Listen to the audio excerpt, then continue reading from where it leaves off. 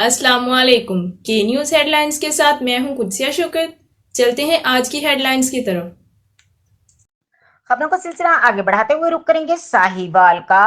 District police officer Sahiwal Rana Tahir Rahman Khan के अहकामात पर SP investigation Sahiwal Akhtar Ali Venus, SDPO city circle Sahiwal Zafar Iqbal और डीएसपी हेडक्वार्टर आबिद हुसैन दौरान पुलिस मुकाबला जख्मी होने वाले सब इंस्पेक्टर मोहम्मद जब्बार हुसैन की अयादत के लिए अस्पताल पहुंच गए।